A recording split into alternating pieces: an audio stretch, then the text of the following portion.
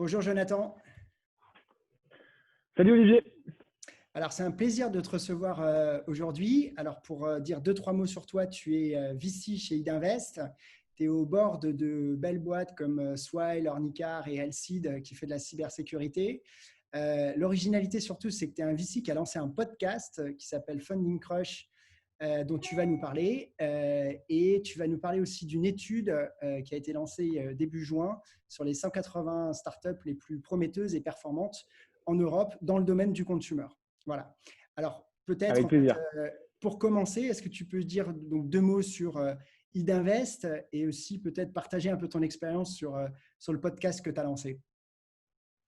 Ouais, avec plaisir. Je vais commencer peut-être par Idinvest. Donc moi, ça fait à peu près 5 ans que je travaille chez Idinvest, qui est un gros fonds maintenant qui est parti du groupe Eurazeo, donc où il y a plein d'activités financières différentes dans le private equity. Et donc moi, je travaille dans l'équipe Venture Capital, Early Stage. Donc dans cette équipe, et je vais parler plus spécifiquement de nous, ce qu'on fait. On fait donc tout ce qui est early stage, c'est-à-dire des tickets, on va dire du late seed, donc de quelques millions d'euros à des grosses séries A, grosses séries B, donc jusqu'à 10-15 millions d'euros, partout en Europe. Donc on est pan-européen, on investit à peu près la moitié de notre argent en France et l'autre moitié hors d'Europe, et on est hors de France, donc dans d'autres pays. Et on est généraliste, donc on fait à la fois du B2B et du consumer. Idinvest, c'est le fonds qui à l'origine a investi dans des boîtes comme Criteo ou Talend, qui ont été deux très beaux exits français qui ont fait leur IPO Nasdaq. Et nous, notre équipe, notre objectif, voilà, c'est de continuer à financer de belles et grandes aventures entrepreneuriales comme celle-là dans notre écosystème actuel. Donc, Ouais, donc effectivement, un très beau fonds qui est en général sur les tours de table des plus belles startups. Et peut-être un petit mot aussi sur ton podcast. Donc, tu as fait récemment l'interview du CEO de Swile, tu avais fait Play Play. Tu fais toutes les semaines, en fait, une interview?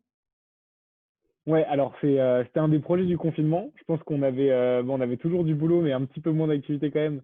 Et comme pas mal de gens, finalement, tu disais que c'était rare. Je pense qu'il y en a pas, il y a pas mal d'initiatives, ce qui était très cool dans l'écosystème. Donc j'ai lancé la mienne qui est un podcast, donc qui s'appelle Funding Crush.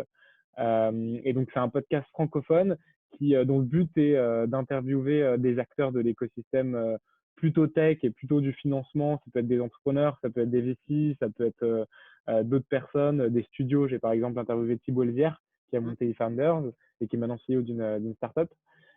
Et donc l'objectif de ce podcast, c'était d'abord de faire un projet sympa et surtout de permettre à l'audience et à n'importe quel entrepreneur ou VC ou wannabe entrepreneur ou wannabe VC d'avoir un maximum d'input d'entrepreneurs et de VC plutôt expérimentés qui peuvent vraiment en 30 minutes donner vraiment des exemples très concrets, très pragmatiques, des conseils et sur quelques dimensions un peu phares ou un peu importantes. Ça peut être une levée de fonds, ça peut être un changement de nom. Donc, par exemple, Loïc Soubéran, dans le dernier épisode, parle de comment on a investi. Voilà, il a investi des millions d'euros dans le nom de Launcher, dans ce marketing, et il est passé sur Swile.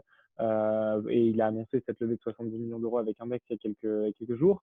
Et donc, le but, c'est de donner vraiment des éléments concrets, presque activables et pragmatiques pour qu'on entende des vraies histoires et des vrais exemples dans l'écosystème. Alors, je vous le conseille parce que c'est vraiment intéressant et notamment en fait sur la partie scale-up aussi, sur quelques conseils en fait pour scaler. Euh, alors, je voulais revenir en fait à l'étude. Donc, l'étude en fait qui a été lancée début juin. Alors, pour débuter, en fait, est-ce que tu peux nous redire un peu pourquoi vous faites cette étude-là? Est-ce que c'était la première fois que vous faisiez cette étude? Et aussi peut-être une question de méthodo. Alors, vous mettez dans l'étude que vous avez essayé de pas trop biaiser avec les participations d'Idinvest. Et concrètement, en fait, c'était quoi la méthodo? Et surtout, en fait, plus important, c'est les principaux enseignements que vous tirez de cette étude, c'est quoi? Alors pourquoi on a fait ça? D'abord, je pense que c'était ta première question. C'est que on parlait depuis quelques années. En fait, il y a plein de classements sur les sociétés B2B, sur les sociétés SaaS, qui sont des sociétés dans lesquelles on investit beaucoup. C'est à peu près 70% de nos investissements. Mais voilà, tous les médias et tous les classements donnaient vachement de visibilité à ces boîtes. Et donc, on s'est dit, il y a un peu une opportunité slash un peu un trou dans ce marché de la communication, des mappings et des classements, bah, on ne met pas trop en valeur finalement les startups européennes. Donc, il y avait plein de choses faites aux États-Unis, un peu en Asie, etc. Et en Europe, il n'y avait rien. Mais donc, on ne voyait pas voilà, les 100 boîtes, 200 boîtes, 300 boîtes qui étaient un peu, qui avaient un bon momentum en Europe. Et pourtant, quand on fait une analyse un peu plus sur la data, sur les exits et donc sur les grosses boîtes qui ont été créées en Europe, on voit qu'il y a quand même un gros hub de talent consumer. Et il y a plein de boîtes européennes qui peuvent scaler, grossir et devenir des leaders, non pas français ou on va dire locaux ou européens, mais mondiaux vraiment. Et donc, dans plusieurs secteurs, hein. Spotify, c'est un très bon exemple, par exemple, qui vient des Nordiques. Mais on a aussi des boîtes comme Farfetch qui vaut plusieurs milliards. Je crois que c'est 6 milliards à peu près la market cap aujourd'hui. Et dans le gaming, évidemment, on a un gros hub en Europe. On en reparlera peut-être un peu plus tout à l'heure avec des exits comme Supercell ou King. Et aujourd'hui, on a des boîtes qui prennent ce pas-là, notamment en France, ce qui est hyper intéressant à voir. Et donc, on voulait mettre en valeur un peu ces boîtes. Et, et c'était un bon exercice pour nous aussi pour voilà, regarder un peu toutes les boîtes consumer et se refaire une passe en interne des secteurs qui nous intéressaient et d'essayer, pas de prédire, mais d'essayer un peu de regarder les grosses tendances de fond et de faire un peu un résumé de tout ça et en faire profiter à tout le monde et donner la visibilité à ces entrepreneurs à l'échelle mondiale. Et c'est pour ça qu'on a fait un peu partenariat avec TechCrunch qui a publié le mapping et qui en a fait un résumé, un très bon résumé. Si vous n'avez pas le temps, vous pouvez aller voir sur TechCrunch.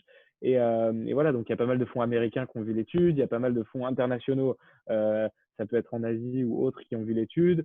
Il y a pas mal d'autres startups qui ont pu contacter ces startups pour demander des conseils, pour faire des partenariats, pour devenir client dans le cadre de quand on parle de produits un peu plus prosumer ou B2B, etc. Bref, c'était un peu ça l'idée. Et donc, en fait, on l'a pas lancé, on l'a publié en juin, mais on a vraiment lancé cette étude il y a, on va dire, 8-9 mois et on a regardé tout notre deal flow. Donc, on reçoit vraiment des milliers de dossiers par an, comme tous les autres VC d'ailleurs, mais on a regardé tous les dossiers consumer. Et donc, la méthodologie, c'était d'essayer de voir, je crois qu'on a vu à peu près 1500 boîtes. Donc, quand je dis voir, ça peut être reçu dans une boîte mail avec des data points, ça peut être rencontrer un entrepreneur, ça peut être faire un call. Et on a mouliné un peu toutes ces boîtes dans l'étude pour en sortir ce qu'on, très humblement, ce qu'on a essayé de sortir, c'est un peu la crème de la crème, ou ce qu'on a estimé la crème de la crème. Et donc là, je peux parler un peu de la méthodologie peut-être dans un deuxième temps. Donc la méthodologie, c'est quoi? On a essayé vraiment d'appliquer la même méthodologie qu'on applique quand on regarde un investissement venture. En fait. Et quand on regarde un investissement, on regarde évidemment beaucoup l'équipe. Donc, on va regarder la complémentarité de l'équipe, on va regarder le background des entrepreneurs, on va regarder voilà, s'ils ont déjà monté les boîtes ou pas, s'ils ont réussi à attirer des talents importants, des choses comme ça. On va regarder le marché. Donc, est-ce que c'est un très gros marché? En Europe, on a vu voilà, qu'il y avait des très gros marchés sur lesquels on voit des leaders commencer à grossir ou devenir des vrais leaders mondiaux, par exemple comme Revolut ou des choses comme ça. Donc, on a regardé la taille des marchés, la compétition, la taille potentielle de marché que certaines boîtes pouvaient atteindre, les dynamiques de marché, etc. On a regardé évidemment les produits, donc la qualité des produits. On a essayé de trouver un maximum de data points qui montrent que ces produits sont ce qu'on appelle sticky. Donc, est-ce qu'il y a de l'engagement? Est-ce qu'il y a beaucoup de trafic, etc. On a essayé de prendre un maximum de data sur cet aspect aussi produit. On a essayé de regarder aussi un maximum les chiffres pour avoir quand même un aspect un peu quantitatif plus que qualitatif, même si on sait que notre métier, c'est pas vraiment de la science, hein, c'est un peu entre l'art et la science. Donc, on a regardé toute cette partie de data, donc la traction, quand on les avait, les revenus, le nombre d'utilisateurs, le trafic Internet. Voilà, on a utilisé un peu tous les outils qu'on utilise habituellement. Et après, il y a eu ce petit côté peut-être un peu subjectif qui est est-ce que c'est une boîte qui peut vraiment devenir très grosse? Est-ce que c'est une boîte qui est ce qu'on appelle défensible? Donc, quand cette boîte va être grosse, ben, en fait, ça va être dur de rentrer pour d'autres sur ce marché. Est-ce que c'est une boîte où il y a des effets de réseau? On a essayé de regarder un peu tout ça et on a mis un peu des points bonus quand c'était le cas ou pas. La vérité, c'est qu'après, on a plus ou moins choisi les catégories, puis on a choisi 10-15 boîtes qui nous semblaient être les meilleures en fonction de tous ces critères. Donc, il y a un mix un peu quantitatif, un mix beaucoup qualitatif et on a essayé, voilà, c'est quand même notre métier, donc on a essayé de prendre un peu l'expertise de chacun dans l'équipe et hors de l'équipe aussi. On a parlé à pas mal de VC, pas mal d'entrepreneurs pour affiner cette liste au fur et à mesure. et ça a donné ce que ça a donné. Maintenant, cette liste, elle n'est pas parfaite. Tu as raison quand tu dis que. Alors, on a essayé de pas trop voilà, mettre toutes les boîtes d'idées invest dedans, mais c'était aussi compliqué. Hein. Donc, le but, c'était de faire une première version. Cette première version, c'est un gros succès. Il y a plein de gens qui en ont parlé. Voilà, ça a eu des super retombées pour les boîtes, pour toutes les boîtes qui étaient dans le mapping. Et le but, c'est d'affiner la liste au fur et à mesure de ces années, de nous améliorer, de voilà, de pas mettre que les boîtes, pas mettre toutes les boîtes d'idées invest dedans, de faire quelque chose de plus en plus fair et juste pour mettre en valeur les plus belles boîtes, indépendamment du subjectif. Alors, en fait, j'étais à une conférence avec Geoffroy Roux de Bézieux juste avant, qui disait fin 2009, il y avait 39 millions d'euros investis. Aujourd'hui, il y a 2,7 milliards. Et je pense qu'on parle que de la France. Donc, est-ce que tu peux nous expliquer un peu quelles sont les grandes tendances en termes d'investissement aujourd'hui? Et l'autre question qui est un peu compliquée forcément pour un investisseur, c'est si tu devais choisir une ou deux belles réussites aujourd'hui, ce seraient lesquelles? Alors, tu parles du consumer Du en consumer, Europe. toujours de l'étude, ouais. Voilà. OK. Donc, donc, sur le consumer, alors, il y a beaucoup de tendances qui se dessinent. Et alors, il y a deux choses. Il y a les succès du passé, dont j'ai un peu parlé tout à l'heure, et les succès qui vont arriver. Voilà, le passé ne présage pas forcément du futur. Et donc, nous, notre métier, c'est de voir, ah, il y a eu vachement de succès dans la food delivery, dans le gaming, dans ce genre de secteur, dans le retail, par exemple. Donc, on parlait de Farfetch, on parlait de Supercell ou King, on peut parler de Delivery Hero, qui était un très bel exit aussi en Europe, enfin, qui était une assez grosse boîte. Et nous, voilà, on a essayé de voir un peu à quoi va ressembler le futur et dans quel secteur on va voir des très grosses boîtes. Donc, on a défini, je veux dire, je sais pas, entre 8 et 10 gros secteurs dans lesquels il y a des sous-jacents intéressants et dans lesquels on peut voir émerger des boîtes vraiment intéressantes et des géants. Je pense que, alors, il y a plein de tendances intéressantes. Maintenant, je vais parler, peut-être, je peux évoquer deux secteurs qui sont très intéressants et peut-être des tendances sur les modèles un peu, dont je parlerai un peu après. Donc, sur les secteurs, je pense que c'est évident que l'Europe est très bon et voilà, on est bon. Il y a vraiment des hubs intéressants en fintech. En fintech, en consumer, on voit que c'est des marchés énormes. Il y a eu des très grosses banques, il y a des très grosses banques aujourd'hui qui sont assez locales, que ce soit en France, au UK, dans les Nordiques, etc. Et on voit des boîtes vraiment intéressantes potentiellement remplacer les banques dans le futur. Et donc, on a déjà des exemples comme Revolut, ou voilà, il y a d'autres néobanques qui sont intéressantes, Monzo notamment au UK, ou N26 qui vient d'Allemagne et qui vont maintenant s'internationaliser, qui vont aux US, etc. Et qui sont sur des secteurs énormes. Et donc, en fintech, on voit vraiment, il y a des tendances quand même, avec presque même maintenant des tendances de verticalisation de la néobanque. Des néobanques pour les jeunes, des néobanques enfin des produits de saving, des produits de crédit consumer. En fait, chaque sous-marché est énorme et il y a des infrastructures, donc là on parle plutôt du B2B, fintech, qui permettent justement à ces boîtes d'être créées, d'émerger et de se développer.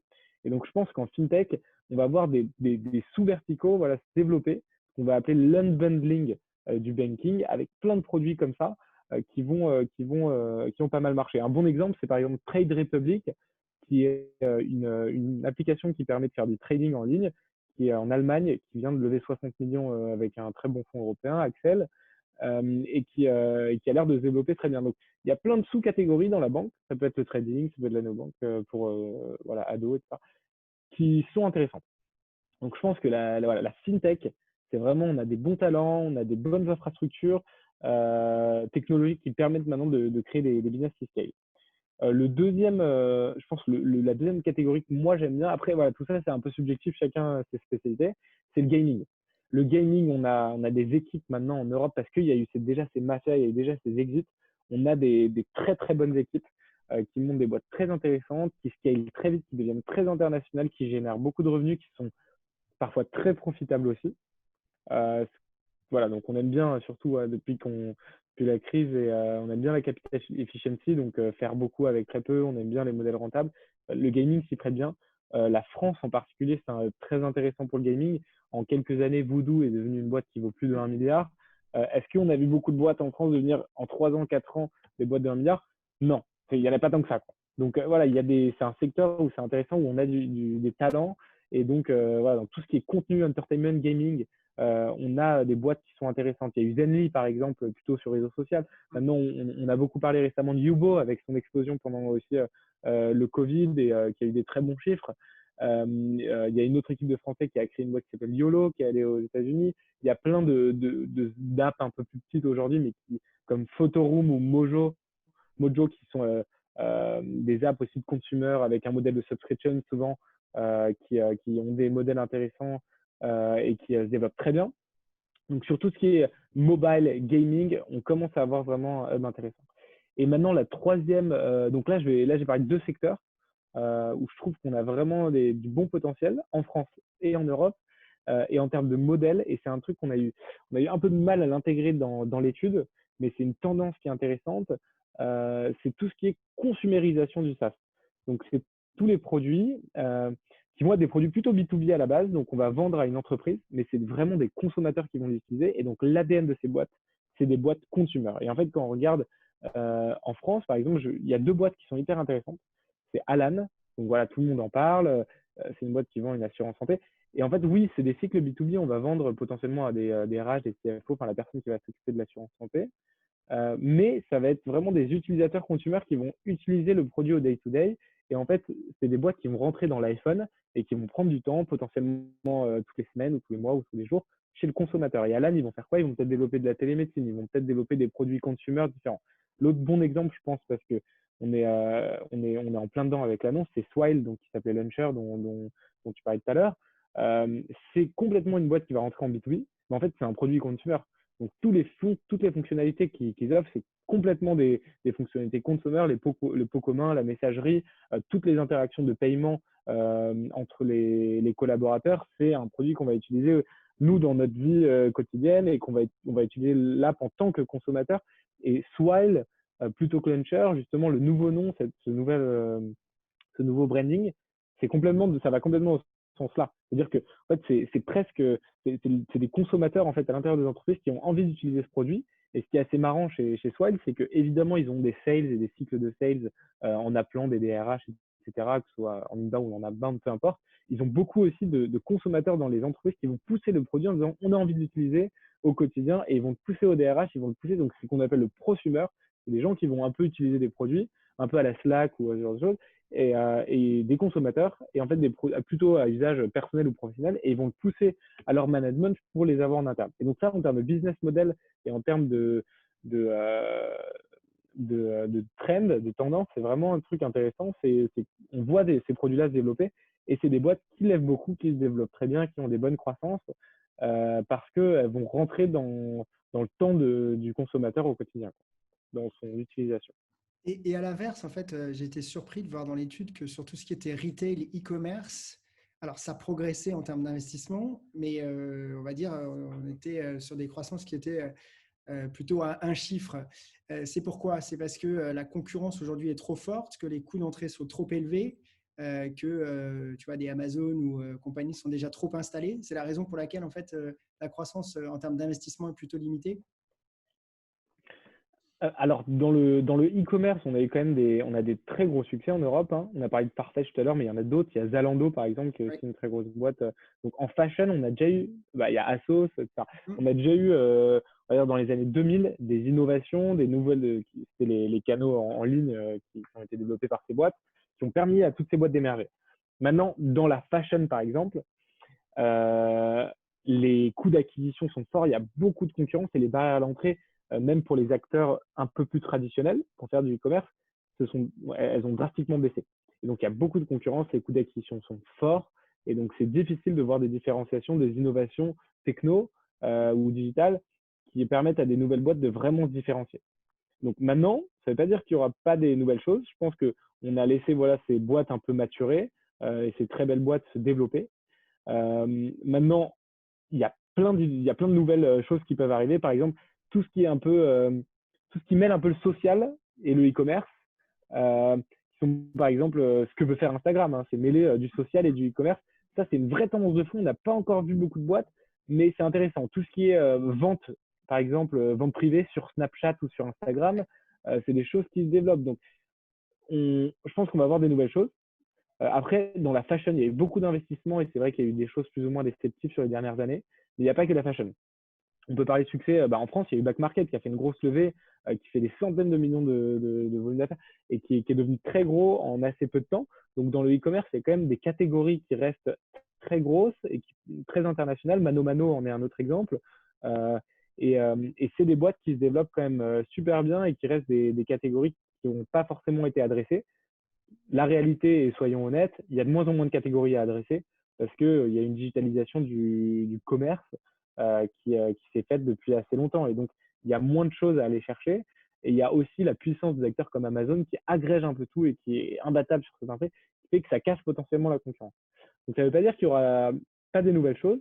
Maintenant, c'est vrai que c'est un marché un petit peu plus compliqué, un petit peu plus saturé, où les barrières d'entrée ont été un peu, sont un peu moins fortes aujourd'hui. Donc il y a moins d'innovation.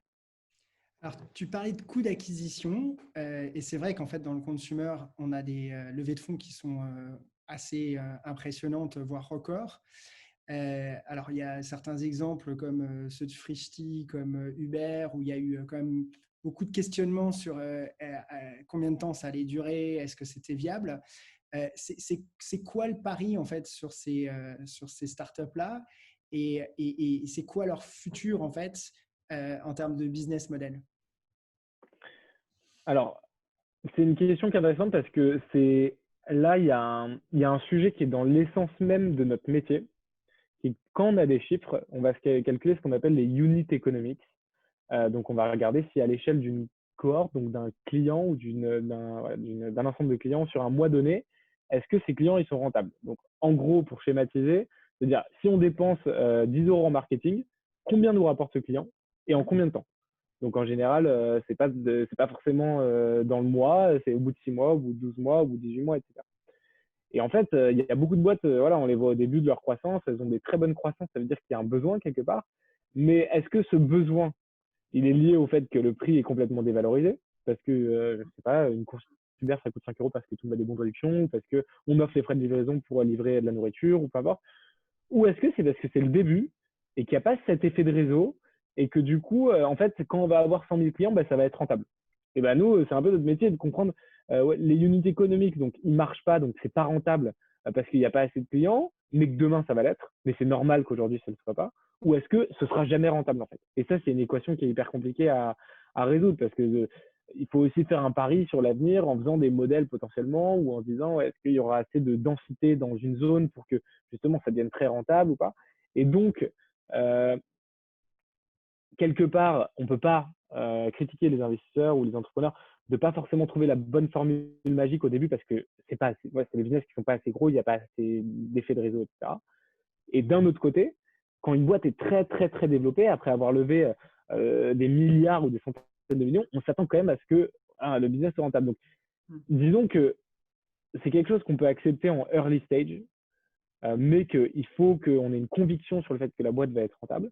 Et c'est quelque chose qui va de moins en moins être accepté pour moi en très late stage.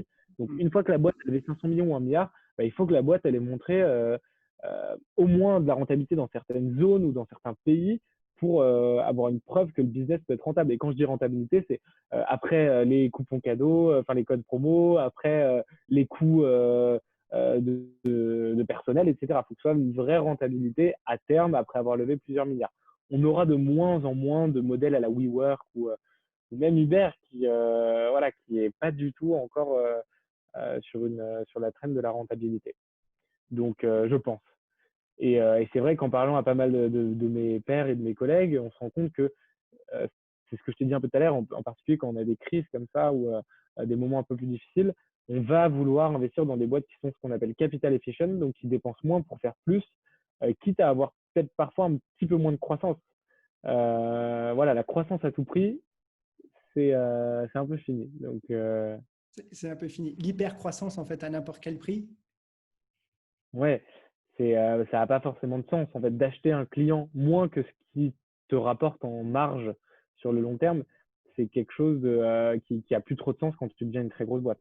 Au tout départ, alors pourquoi pas? Et puis après, on peut travailler sur l'allongement de la valeur que va rapporter un client. Par exemple, on va lui vendre un premier produit, puis on va développer d'autres produits. On va travailler sur le marketing pour justement arriver à avoir vraiment des effets de réseau ou du bouche à oreille ou de l'organique sur une zone donnée. Mais il faut que ce soit des choses sur lesquelles les entrepreneurs travaillent après avoir levé quelques dizaines de millions de façon très, très sérieuse. Alors, il me reste 2 questions, Il ne Jonathan. faut pas dire, et juste je tiens à préciser, ça ne veut pas dire qu'il faut être moins ambitieux. Ça veut juste dire qu'on peut faire beaucoup plus avec moins d'argent et ça ne prendra pas forcément plus de temps. Bien sûr. Donc, mes 2 dernières questions, en fait, la première, elle est, tu l'évoquais, enfin, par rapport à la crise sanitaire. Qu'est-ce qui va changer un peu pour toutes ces startups en consumer? Alors, je sais que c'est compliqué en fait, parce que personne ne peut prédire quel va être l'impact, qu'est-ce qui va se passer, comment est-ce que les consommateurs vont se comporter. Mais est-ce qu'il y a déjà des choses que vous ressentez par rapport à cette crise qui ait pu impacter en fait ces startups consumer? Alors, c'est difficile de parler des startups consumer dans un même panier parce que, tu vois, on va avoir une boîte dans notre portefeuille qui fait de la télémédecine et forcément, ça a vachement accéléré pendant la crise. On va avoir des boîtes plus dans les apps mobiles. Bah, ça a cartonné pendant la crise, la méditation, le gaming. Donc, c'est difficile de toutes les mettre dans le même panier. En même temps, on a d'autres boîtes qui ont arrêté totalement leur activité pendant la crise. Donc, elles sont tombées à quasiment 0 € de chiffre d'affaires ou moins 80%. Et alors, ce que je peux dire aujourd'hui, c'est qu'en termes de chiffres, quand on regarde un peu, par exemple, si on prend un peu nos boîtes françaises consumer dans le portefeuille, on voit que la reprise, s'il n'y a pas une deuxième vague, et voilà, on va voir, mais la reprise est plutôt en V. Donc, il y a eu les moins 80%, et là, ça repart très, très bien. Honnêtement, très agréablement surpris par les chiffres. Les entrepreneurs eux-mêmes sont surpris. Ce qui est bien, c'est qu'en plus, il y a eu vraiment des gros questionnements et des remises en cause sur de coûts des entreprises. Donc, tout ont fait en sorte de tenir, non pas jusqu'à fin 2020, mais du coup, d'avoir vraiment 1 an et demi, 2 ans de cash. Et donc, on a repensé aussi, peut-être pour d'enlever un peu de gras qui était lié à l'hypercroissance. On a recruté plein de gens. Finalement, il y a peut-être des postes qui n'étaient pas forcément nécessaires ou des personnes qui n'étaient pas forcément au niveau dans telle ou telle boîte. Et donc, ça a permis de repenser tout ça. Donc, je pense qu'on ne peut pas voir que le côté négatif. On sort aussi grandi de cette crise par rapport à plein d'aspects. Peut-être que les boîtes vont dépenser un peu moins. Je l'ai dit 3 fois pendant cette interview, mais dépenser moins pour faire plus. Et donc, ça leur permettra de vivre peut-être plus longtemps, d'avoir peut-être un petit peu moins de croissance dans certains cas. Quoique les boîtes consumer sont en général très scalables. Si on active ou pas le marketing, on peut continuer à avoir des croissances très intéressantes. Et donc voilà, moi je suis plutôt positif. Il y a eu plein de learning, les entrepreneurs ont réagi. En fait, c'est un peu comme dans la vie de tous les jours pour un entrepreneur. Il se passe tellement de choses compliquées qu'ils ont réagi hyper bien. Alors, moi, j'étais pas en venture pendant la crise de 2008 et j'avais pas trop quoi ça. Puis, j'avais pas trop pu voir ça. Et donc là, j'ai été hyper agréablement surpris de l'agilité des startups, quoi. C'est vraiment enfin pas du jour au lendemain, mais en fait, c'est des boîtes qui sont tellement par nature agiles que les entrepreneurs ont réagi super vite et en général super bien. Et comme c'est des business, hein, on est là pour le long terme, on n'est pas là pour faire des quick wins, ou on n'est pas là pour optimiser un EBITDA pendant 6 mois ou pour optimiser des performances pendant 4 mois. On est vraiment là, nous on les accompagne pour 10 ans, quoi. Donc quand on est aligné entre entrepreneurs et investisseurs sur le fait qu'on est là sur le long terme et qu'il faut être très agile et très rapide pour prendre des bonnes décisions, bah, ça marche plutôt bien. Donc là, vraiment super agréablement surpris. Ils ont bien réagi. Maintenant, c'est pas facile. Va falloir s'adapter. Il y a peut-être des nouveaux usages. Il y a peut-être, en fonction du secteur, de l'activité, il y aura plein de petites choses qui vont changer. Et, et voilà, maintenant, ça va être aux entrepreneurs de jouer, mais il va falloir qu'on tire les côtés positifs de cette crise et qu'on agisse sur d'autres choses qui ont été un peu plus compliquées pour les changer rapidement, ce qui est en train d'être fait. Et donc, ma dernière question, on parle beaucoup de for good. Et la plupart des fonds en fait cherchent vraiment à investir sur des startups qui se positionnent sur le for good. L'étude parle un peu de Phoenix et Too Good To Go, mais pas, j'ai pas Ouais. trouvé ça en fait plus que ça. Alors pour quelles raisons et quelle est leur place en fait dans ce classement? Alors oui, on parle de tech for good. Je pense que tous les investisseurs ont envie de plus en plus de faire des choses qui sont bonnes pour la planète et pour les êtres humains et pour les sociétés. Et ça se traduit par plein de choses. Euh, la première, c'est ce dont tu parles, peut-être les secteurs d'activité. Donc peut-être qu'en effet, on a de plus en plus envie d'investir dans des secteurs qui sont bien pour le monde. Bah, tu parles de Phoenix ou Too Good To Go, qui sont en fait des boîtes qui permettent à des restaurateurs de vendre les restes entre guillemets de la journée pour 50% ou 80% de réduction. Mais en fait, on peut voir ça dans plein d'autres boîtes. Enfin, vestiaire collective, bon, c'était un peu du luxe jusqu'à maintenant. Ils font aussi d'autres catégories que du luxe, mais c'est aussi de la revente en fait d'objets qui ont déjà été utilisés. Pareil pour back market sur le téléphone. Donc, il n'y a pas que le gâchis dans la tech for good. Il y a plein d'autres catégories. Et donc, et donc, voilà, je pense qu'il y en a de plus en plus intéressantes. Une autre catégorie intéressante, c'est par exemple la viande qui est faite à base de autre chose que de la viande. On s'est rendu compte que cette crise, elle était peut-être due aussi ouais, des animaux qu'on ne devrait pas manger ou de moins en moins. Et il y a ce mouvement un peu vegan aux US, enfin aux États-Unis, mais aussi de plus en plus en Europe. Et donc, il y a plein de catégories en fait qui sont hyper intéressantes et dans lesquels on voit vraiment émerger des usages. Et en fait, les investisseurs, on n'a pas envie de faire de la tech for good juste pour faire de la tech for good. On pense que, enfin ça c'est un truc que je peux dire à titre personnel, moi, je pense qu'il y a vraiment une corrélation, et il y aura vraiment, à prouver, mais j'en suis convaincu, entre la performance financière et l'impact des boîtes. Tout simplement parce qu'on a des vrais usages qui changent. Et il y a un basculement dans les usages, on le sent au quotidien.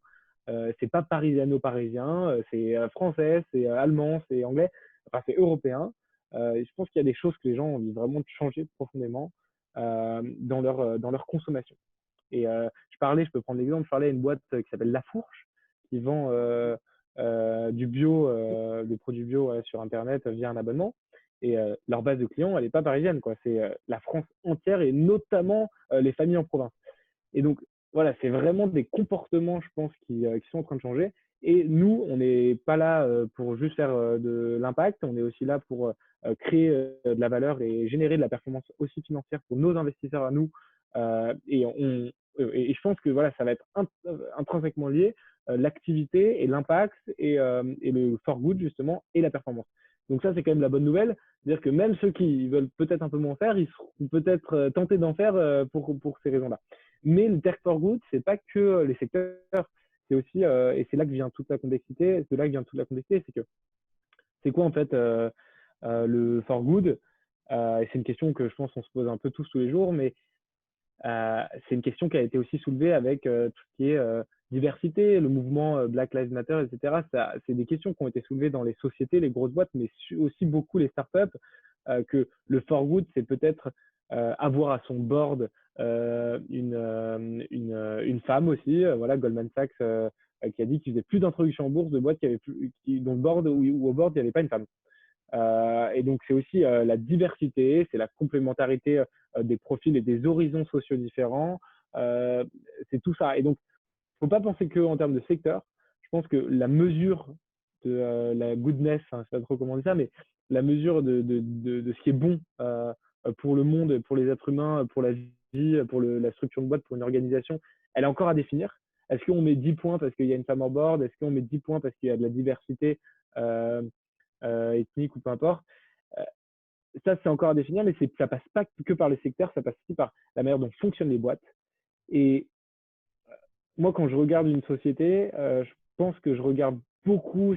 Ce qui est très important pour moi, c'est de voir qu'on a en face de nous des entrepreneurs, parce qu'on regarde en général quand il y a quelques personnes, enfin 10, 15 personnes, euh, qui veulent construire une grande aventure entrepreneuriale, parfois, au-delà du secteur qu'on regarde, qui veulent construire une grande boîte, une grande aventure humaine, et on se rend compte qu'il y a beaucoup de boîtes, enfin, moi y compris, il y a beaucoup de gens qui rejoignent des boîtes, non pas parce que il y a que de la tech for good, ou parce que la mission elle est good ou bonne pour la planète ou voilà, pour l'environnement, mais aussi parce que c'est une boîte très saine où voilà, on fait où juste on sent que la boîte est construite pour cette aventure entrepreneuriale, traite bien les gens, où le bonheur employé est important, où l'équilibre perso-pro est important, où on ne fait pas de burn-out, où on est heureux, où on est autonome. Mais voilà, c'est aussi ça. C'est aussi influencer les entreprises dans lesquelles on investit et potentiellement investir dans un maximum d'entreprises qui sont là pour créer ce type d'aventure entrepreneuriale.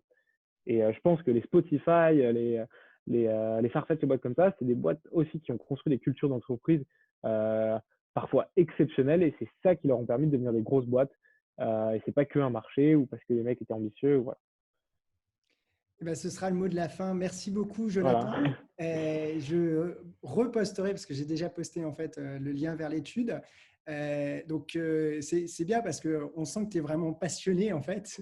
C'est pas simplement en fait d'avoir fait une étude sur des sociétés, tu es aussi passionné en fait et tu en parles en fait très bien en termes de business. Et je rappelle aussi ton podcast qui est donc Funding Crush, où tu interviens on va dire des CEO un peu marquants qui ont fait des levées de fonds qui sont marquantes dans l'écosystème de la French Tech. Voilà. Écoute, merci d'avoir passé ce moment avec nous et j'espère à très bientôt. Merci de m'avoir reçu. À bientôt. Salut Olivier.